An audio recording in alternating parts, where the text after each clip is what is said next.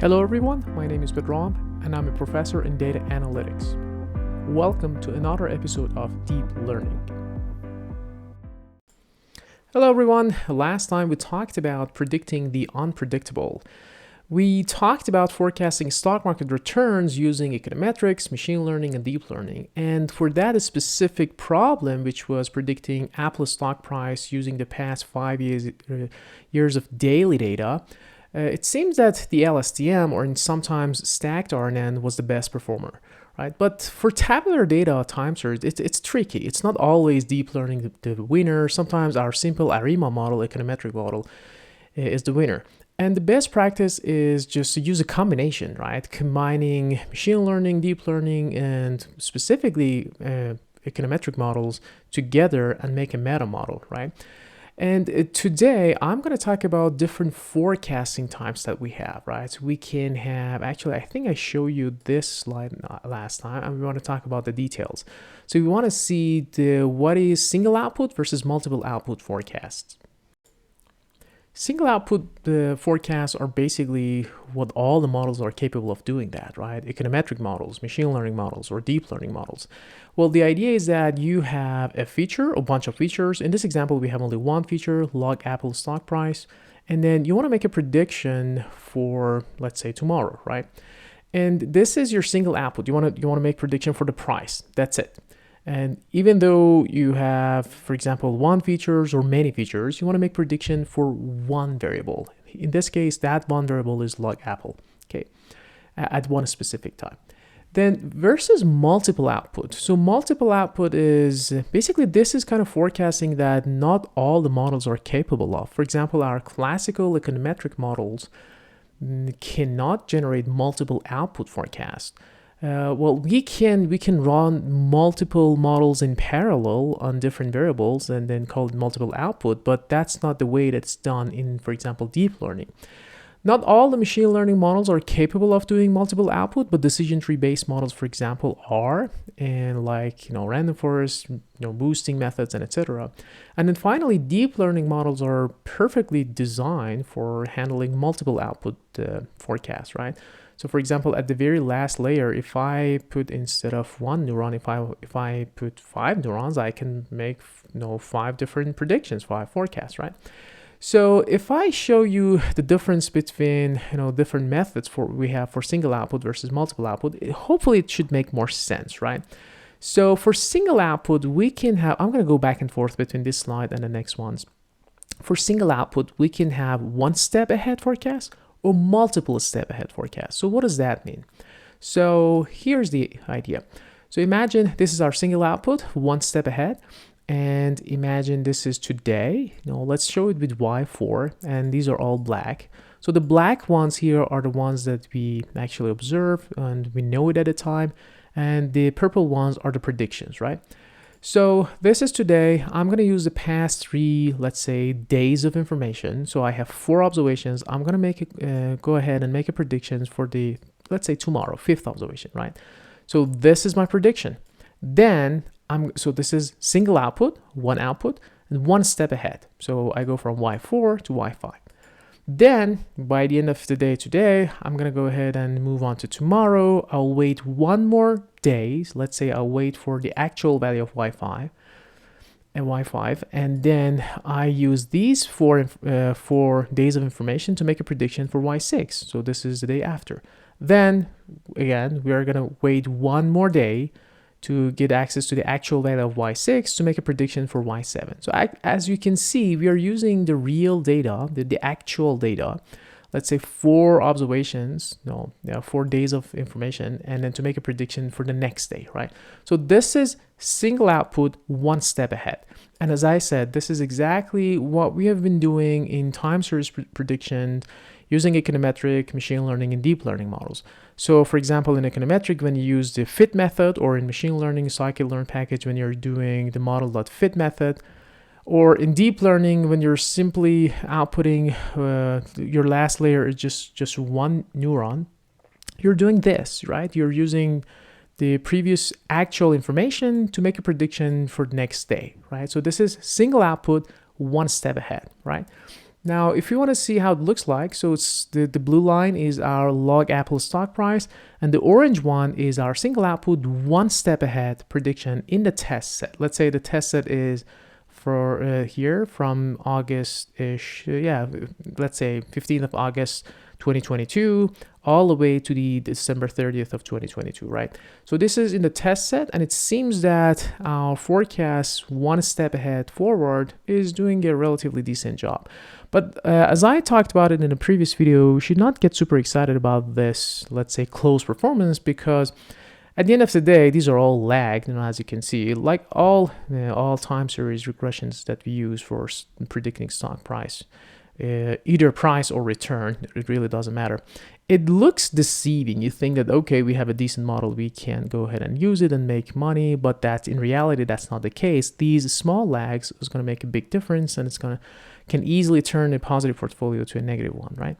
So that's one step ahead, single output. Let's see what is multiple step ahead. Do not confuse these terms. Multiple step ahead using single output is different from multiple output, right? So let's look into the second one. The second one, and I'm going to go back and forth between these two slides. This is single output, one step ahead. This is single output, multiple step ahead. So if I go back and forth multiple times, hopefully you're paying attention to the difference, right? So the difference is the colors, right? So here in the single output, one step ahead, all these things are black colors. It means that we're using actual data to make a prediction for next day. Here in multiple step ahead, so let's say for the first prediction, yes, we use the past 4 days of information to make a prediction for day 5.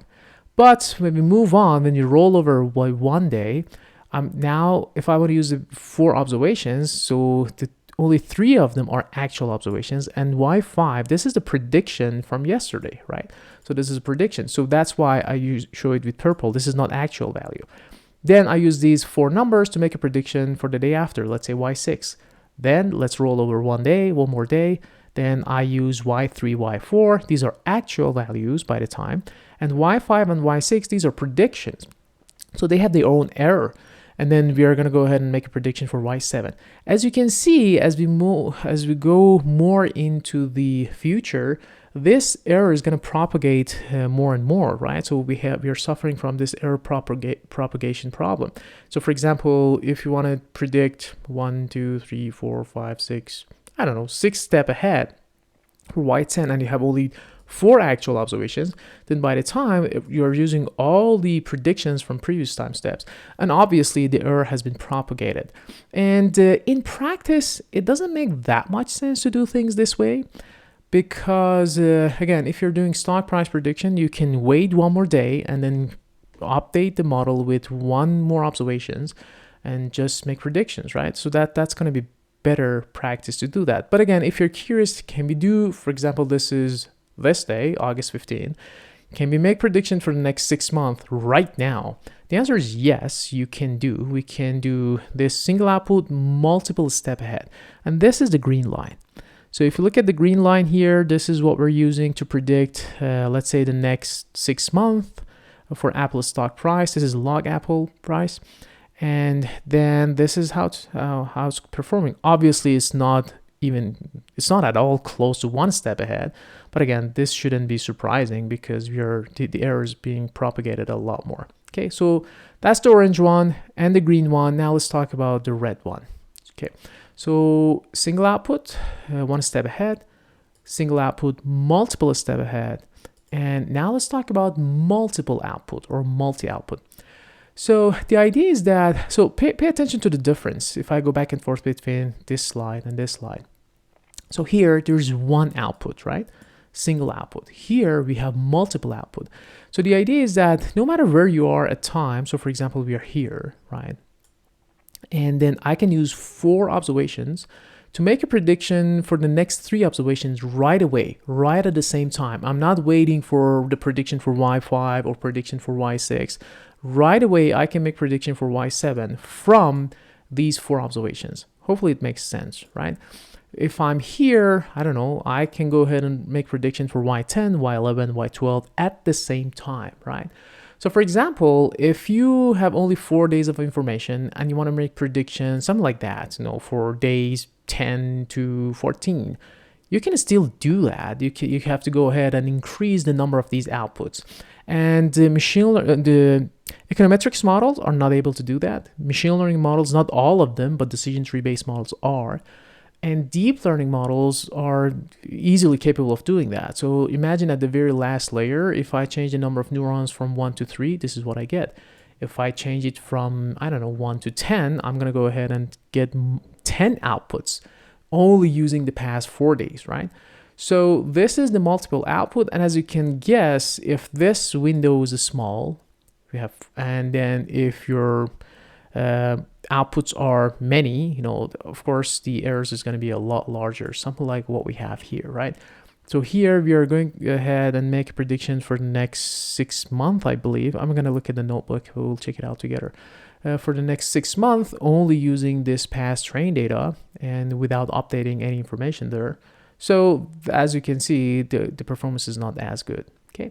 All right. So this was in a nutshell what we're going to go over in this video, right? So we are going to talk about how we prepare the data, the time series data for machine learning problems using single output and multiple output. All right. Now let's go into the notebooks. Okay, so here's the you can find the notebooks. Go to my GitHub account, the deep learning course, and then lectures. Module 6. This is part of the deep sequence modeling. We're in the Python folder, and we're specifically focusing on univariate time series. So in the last video, we started working on this one, univariate forecasting returns. We covered the PyCaret thing, the econometric machine learning model, so make sure you check out that video if you're curious what is the benchmark for outperformance. And then we looked into the deep learning models by, I think it's this one. Yeah, these are the returns, yeah. And basically we prepared the Apple stock price data, and we looked into the log scale, and then we use the log returns to make sure that the data is stationary. We went ahead and made predictions for the returns, right? And so, yeah, let's see where we are. We did a simple RNN, we did LSTM, we did stacked RNN, and we did bidirectional RNN. And for that video, I think the winner was LSTM, but I reran this thing, and now the winner is stacked RNN. The performance is pretty much close. So if you run it one more time based on that random initialization, you might get different numbers, but obviously they're doing better than our baseline or our simple RNN. So let's say, again, for the rest of this video, I'm going to use LSTM. Okay, now, yeah, this is what we covered last time. I believe we stopped here. So today, let's go ahead and make those predictions, right? So for those predictions that we just talked about, the single output, multiple output, one step ahead, multiple step ahead, we can do two basically approaches, right? One is, I call it TensorFlow approach, and the other one is more general one. I'm going to talk about the more general one because who knows, maybe you're doing it in PyTorch or something else and you want to do it from scratch. So let's do it that way. However, I'm going to show you a notebook that I put together, and I call it TensorFlow approach. I think, let me go ahead and close this one. I think it's this one. Let's see. Yeah, univariate forecasting plots, TensorFlow approach. So that's it. I will talk about this one in a separate video as well. The reason that I'm not a big fan of this approach is, again, there's nothing wrong with that, but I personally didn't like the terminology that TensorFlow was using. So again, I'll save this discussion for that video. That's why I think that the single output, multiple output thing that you're referring to is kind of misleading.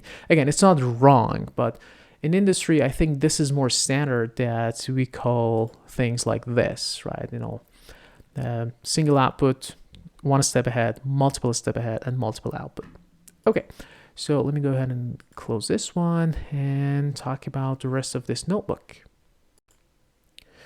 All right, so I'm gonna go ahead and make a copy of the DFRAW. So this DFRAW is what we put together after preparing the data, right? After making sure that the indices are in line, we fill out all the NAs for the market holidays and etc., right? So this is the data frame. It has 1304 rows of daily data. And then this is the head of the data set, right? So we have Apple, and then log returns, right? So I'm gonna go ahead. This is just for sake of simplicity. I want to make sure that you can keep track of the numbers because it gets a little confusing. What is train, what is test, what are we doing, what are the windows, and etc. So I'm gonna go ahead and just look at the last 1000 observations. Again, just to keep things simple, you can remember these numbers, right? We want to work with the log returns only 1000 observations, right? So that's why I'm just filtering the data like this from 304 all the way to the end of the data, right? So now this new data frame has 1000 observations, right? So just keep that number in mind. We can go ahead and split the data. I'm going to use the past 100 days as a test period, and then obviously the rest of them as a train. So our train is going to be, let's see, let me pause for a second. Yeah, sorry, I didn't forget. I forgot to run this cell. So if you run it, then you rerun this again. You should see 900 versus 100, obviously. So our train is 900, the test is 100. Now I'm gonna go ahead and basically define my train and test set, right? So these are the test period, 100 observation, train period, 900 observations. And obviously if I go from 0 to 900, this is my train. If I go from 900 to 1000, this is my test, right? I'm gonna go ahead and create, so this, the rest of this is gonna be basically what we're doing. We're creating this Boolean series indicator is for plotting purposes, right? I want to make sure that I have a data frame at the end of the day. I have the right indices saved. So I'm going to create an indicator for train and test observations, right? So the train indicator basically simply says that if the index is less than the trained index, right? Basically the last value of in the train index. If it is, we call it train indicator.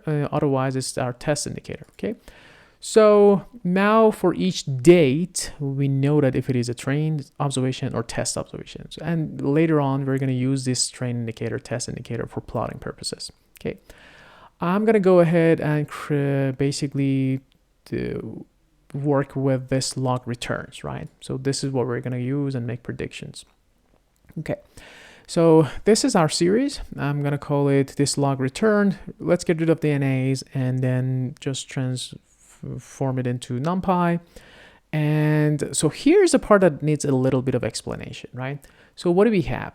We are trying to prepare the data set for time series data set for machine learning / deep learning problems, right? So I'm going to go ahead and I want to create something like this, right? So this is the agenda, what we're going to do. Because in real world, you have simple observations from, let's say, Y1 to Y10, right? Or Y14 or whatever. What you want to do is to do something like this, create a table like this, and then use these ones as the features, right? So these are your input features to make a prediction, right? So this is what we're going to do, right? So actually, let me see, there should be a note here. Yeah, I'll try to connect these. Let me actually use it for single output as well.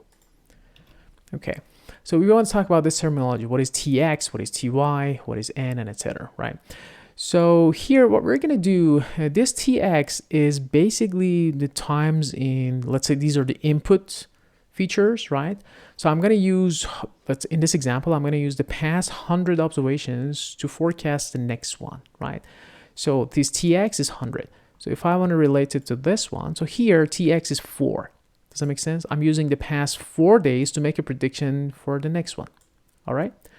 So TY is our basically number of outputs, right? Here TY is equal to 1. Basically, we're using the forecasting only one step ahead, right? We are forecasting one thing. So TY is equal to 1.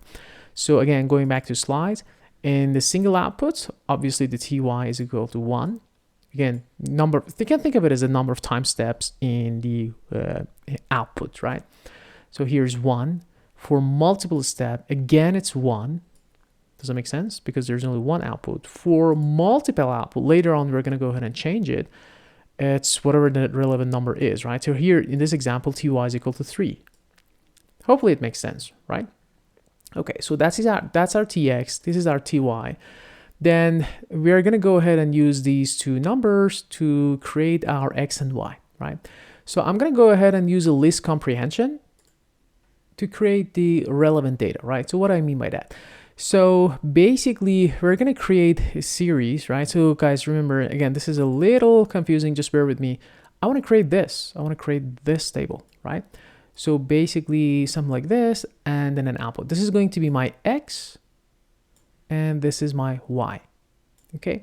So for the x, we want to make sure that we don't go out of range. So that's why we have to go from t is equal to 0 all the way to the length of the series, right? Which was our 1000 minus tx minus ty plus 1. I encourage you to go ahead and just pause the video and just use a piece of pen and paper, use your pencil, and then try to track it down why we have to do something like this to make sure that it doesn't go out of bound, right? And then we're going to reshape it to prepare it for passing it to as an input to the deep learning model.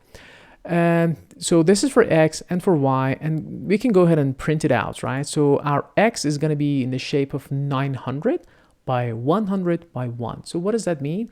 So it means that I have 900 rows, 100 features. Remember, we're using the past 100 observations to make a prediction for the next one. And again, I'm going to reshape it into 3D because I want to pass it to a deep learning model. This is the input layer, right? And yeah, this is my x, and the y basically is simply 900 numbers, right? So these are 900 observations for predictions. So if I want to relate these numbers, which with one we had on the slide, is something like this. Our x is going to be 10 by 4 by 1. So this is my x, 10 by 4 by 1. Where is that number 1 is coming from? 1 is that here we have one feature, right? Which is the lag price, or in this case, lag return, or lag of log return, right? What if you want to do something like this for, I don't know, a time series with multiple features, right? So for example, you have stock price, you have volume, you have different indicators, you have macroeconomic variables, you name it, right? So if I have, let's say, 3 features, 3 variables, then I would get something like this, 10 by 4 by 3, right? For each variable, I can have something like this. So I get a 3-dimension thing, it's 10 by 4 by 3.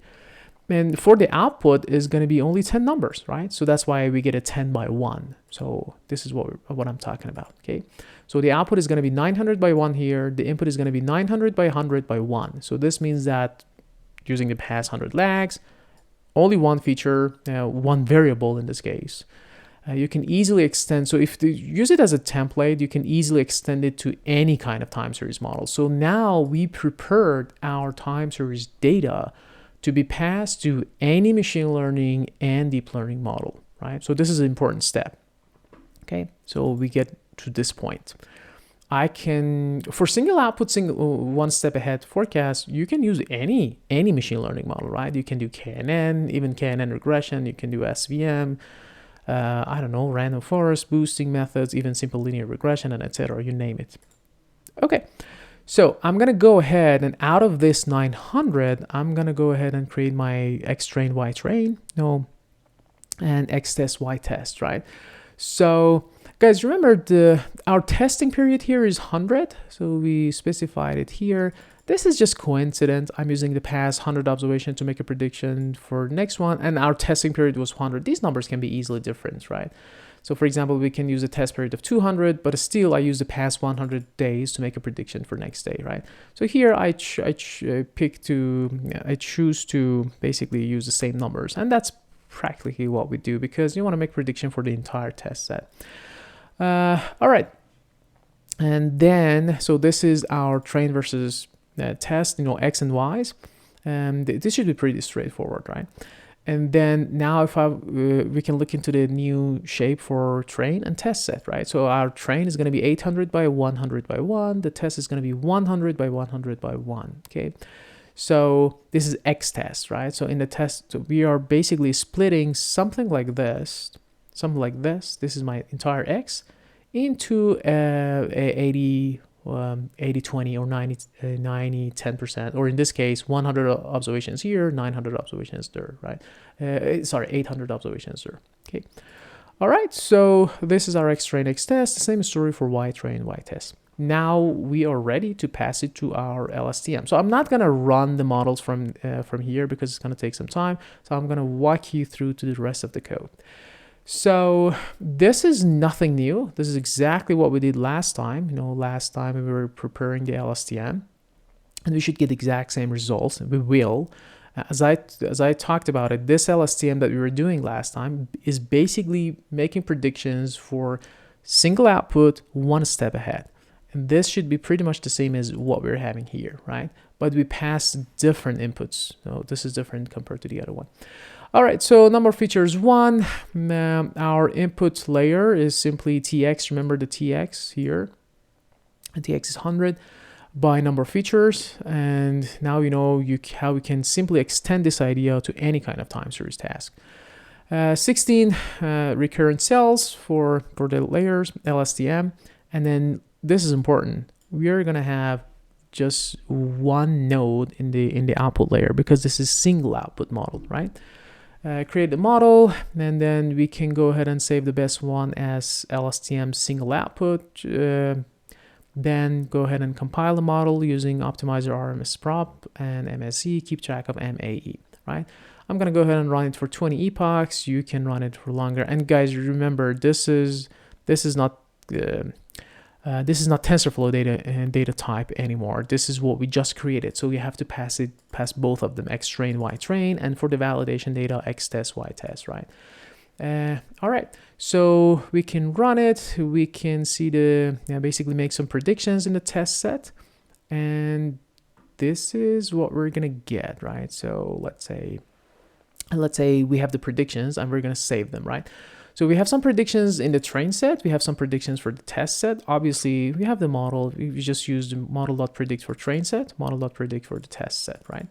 So these, and we're going to go ahead and flatten them simply for this type of visualization that we want to have, right? This type of visualization. Okay. Now these are simple series now. Okay, so now I'm gonna go ahead and basically create a lag variable, lag of log returns. I can call it this is the lag of log apple. And let me show you why am I doing this. All right, let me actually go ahead and explain it this way. What are we doing with this lag variable? So first of all, at the very high level, what we're trying to do is that, we know that our model is predicting a bunch of log returns, right? So for example, if in a test set, I want to see what are the test predictions, these are a bunch of log returns, right? So this is, actually, let me show you the tail of the data. Remember, this is a tail of the data set, right? And the last day, it was, December 30th of December 2022. And then this is a prediction of log return for that last day, right? So, but I want to do the plots in this scale. I don't want to plot the log returns. I want to plot the basically log apple or stock prices, right? I'm reverting this process of differencing the logs, right? So that's why I need this lag of log prices, right? So to explain it a little better, maybe, so remember what we're doing here. So for example, the log apple is 4.8669. How do we calculate this log return? Obviously, we take this difference between this number and this number, right? So 4.86699 minus 4.8645, you get this number. But now we have a prediction for this number as well. Actually, the model is predicting this. So this is actual log return. The model is predicting this number, right? So let me actually show it to you. What is that number? So test predictions, give me the very last, prediction, which is this, right? Obviously, it's different from what was happening in reality, right? So I have this log returns, predicted log returns. I have, let's say, this, then I need to back out what was this number, right? So if I go ahead and add this number with the prediction, I get the number for the very last day of December, right? So we're going to do it from the beginning, obviously from the beginning of the test set period, right? So let's say, imagine this is the beginning of the test set period. I need the lag value. So I take this one plus a prediction for this one to get this one. Then I use this one plus the prediction for this one to get this one, right? So that's why I'm adding this lag of log apple, and I keep it as a data frame, right? So, and I want to again, the goal is to reverse this process of log returns because we want to plot something like this. If you wanted to plot log returns, you don't need to do this step. You can go ahead and simply continue just using plot the predictions, right? That simple. And actually, I think I'm gonna do it down the road in the notebook. If not, it shouldn't be that complicated. You should be able to figure it out. All right. So one other thing that you should be very careful is that we need to go ahead and make sure the first 100 observations are not predictable, right? So at the end of the day, I want to do something like this. So this is my one step ahead in the train set, the orange one. This is one step ahead in the test set, the green one. And obviously, I need the first 100 observations to make a prediction for day 101. So I need to make sure that that indicator is off, right? So remember, we had our train indicator versus test indicator. We constructed at the very top of the notebook. And now I'm going to go ahead and say, you know what? Go ahead and change the first 100 observations to equal to false, right? Why 100? Because we chose 100 features or 100 lag variables. So these are not predictable, obviously, in the train set. Okay. So let me actually rerun this one, and then just here, in order to make sure that you understand what are we doing here, is that, guys, remember, I'll go ahead and create a new column in my DF, call it one step train. So one step train, obviously, is going to be used for whatever the train indicator is equal to true, right? And then what is the value? It's the lag train indicator plus train predictions. This is exactly what I was talking about here. The lag value of this, which is this, plus the prediction, which is, again, the prediction for this number, it's going to give me the new value. This is what we're doing, both for train set and test set. Hopefully it makes sense, right? Let me just run these things a couple more times. And now if I look at the, for example, observations of 99 to 105, you will see that the first value in the train set is not predictable because, again, we don't have enough information. We switch it to off. And then as soon as I have 100 previous observations, remember the index starts from 0. So as soon as I have 100 observations, I can go ahead and make a prediction for the train set. And obviously here we don't have any predictions for the test set unless you want to look at the tail of the data, right? So if I look at the tail of DF now, actually, let's go ahead and do that. Let's do DF tail. And then you will see that now we have predictions for the test set, right? Obviously, there's nothing here for the train set because that's why we, in the first place, we created this train indicator versus test indicator.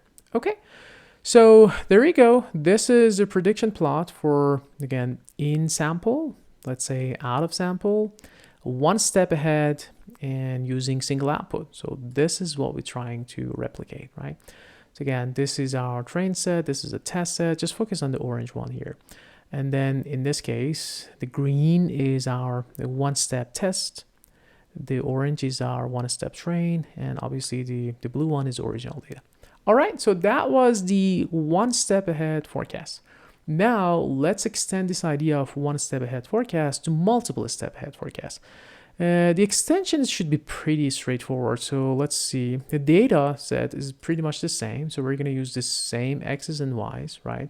Because as you can see, these two are pretty much the same. The only difference, at least the indices are the same. The index are the same. The only difference is that when I go from single output one step ahead to single output multiple step ahead, I have to use the predictions, right? So next day, I use these actual values here, and I need to add the prediction to make a prediction for, let's say, Y6. The next day, I use Y3, Y4. So I add Y5 and Y6 predictions to make a prediction for Y7, and etc. So let's go ahead and do that. So we have to do another for loop. So again, so here I say that by repeating these steps, the model is able to generate a sequence of predictions for the test period step into the future. So we're going to look into 100 steps into the future, right?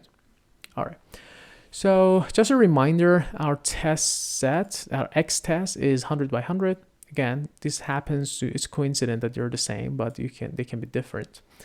And then I just, whatever I'm going to use down the road, I'll just show it to you how it looks like. And then once you see this while loop, you don't get confused, right?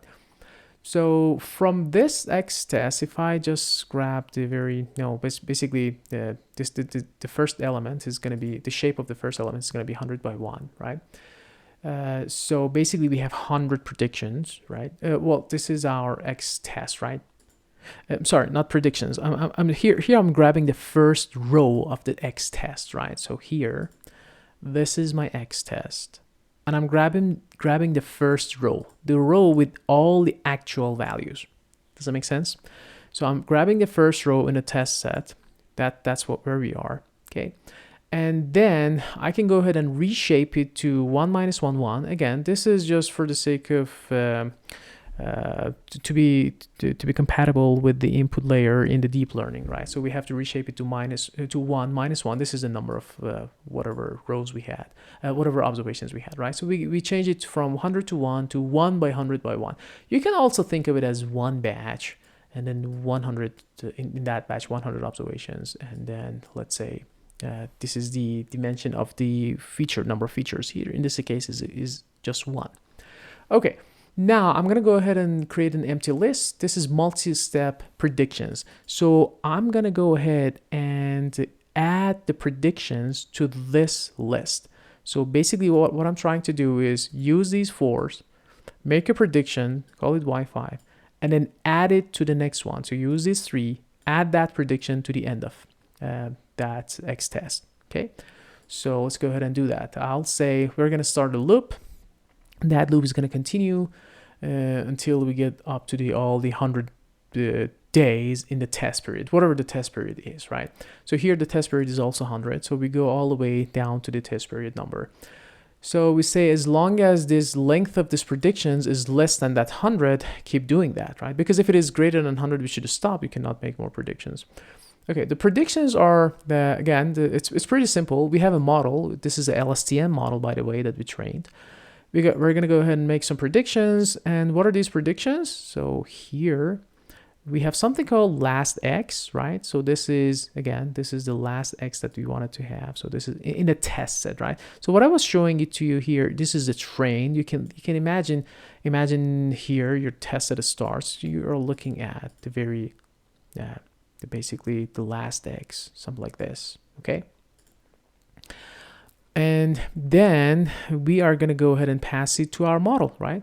So if I pass it to the model and just grab the first element, which is going to be the prediction, I add it to my prediction, right? So then I'm going to add that prediction. I append it to my multiple step prediction list, okay? So this is, and every single time you're adding one value to that multiple step predictions, okay?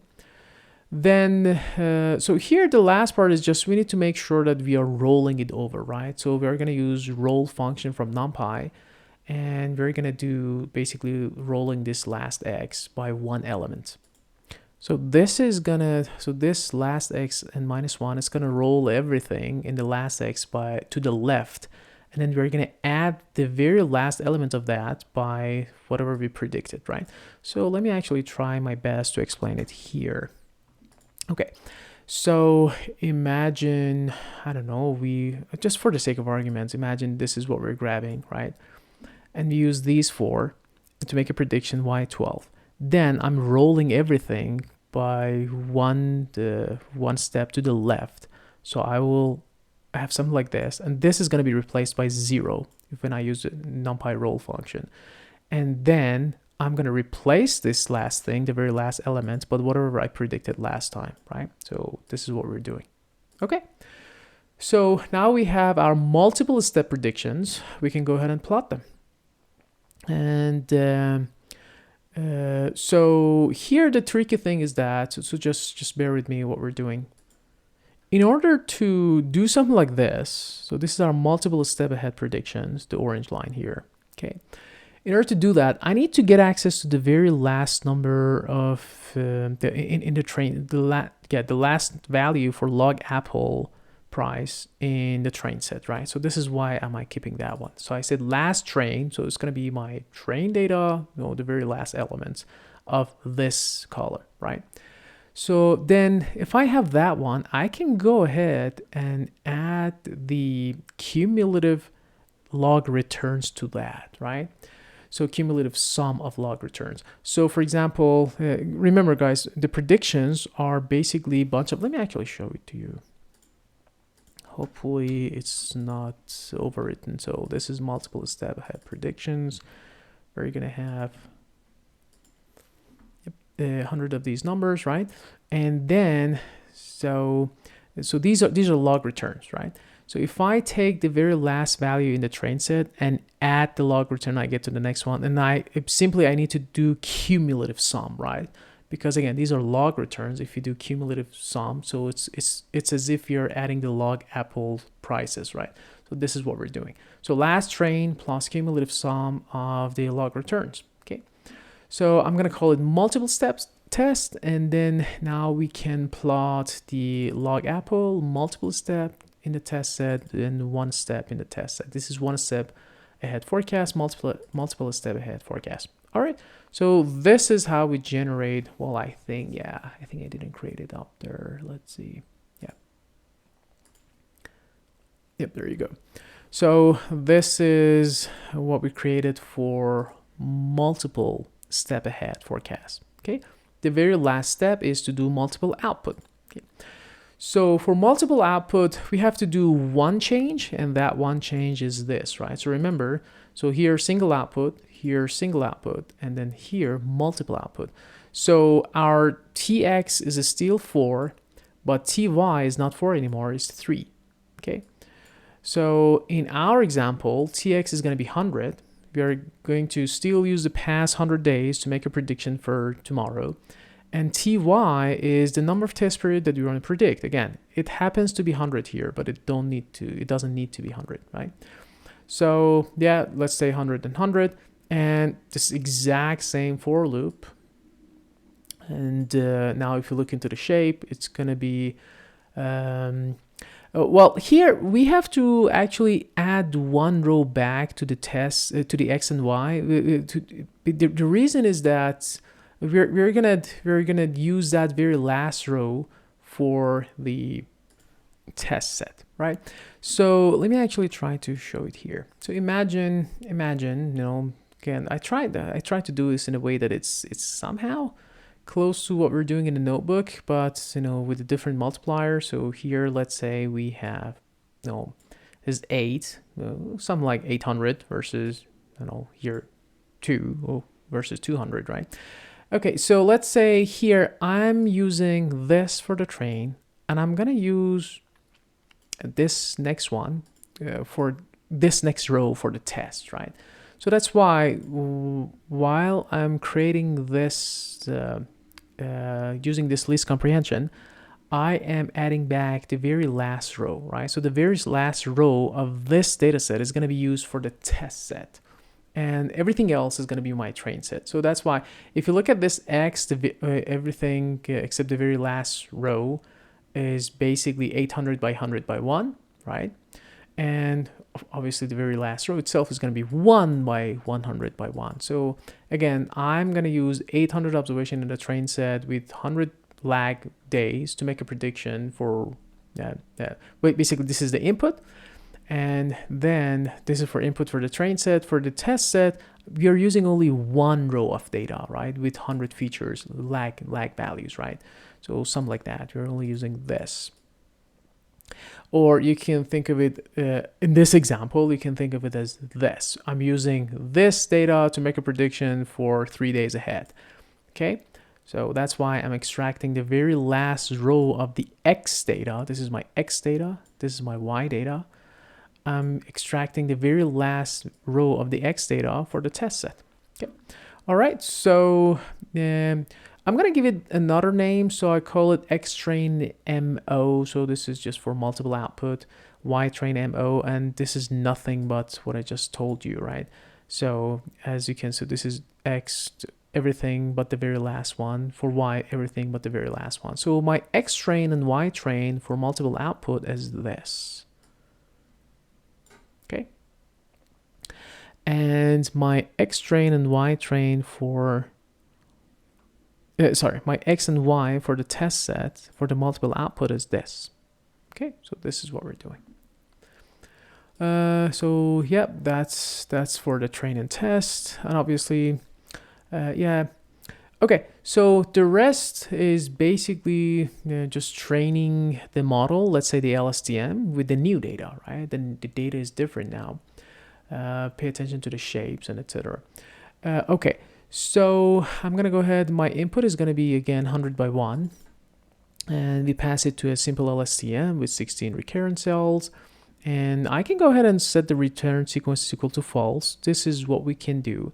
But that this return sequence is equal to false or true has nothing to do with the multiple output or single output, right? So this is basically if you want to stack multiple layers or not. But once you're doing multiple output, you have to make sure that your dense layer has correct number of nodes, right? So here, remember what was our TY? We want to do 100 predictions into the future. So this is your TY. And this is example is 3, but we were doing 100 here. So this is an important step. One little thing that I wanted to talk about, which we didn't cover last time, or in general for LSTM or recurrent cells model, is that you can do things either this way, or you can basically return sequence is equal to true and then do a global max pooling, right?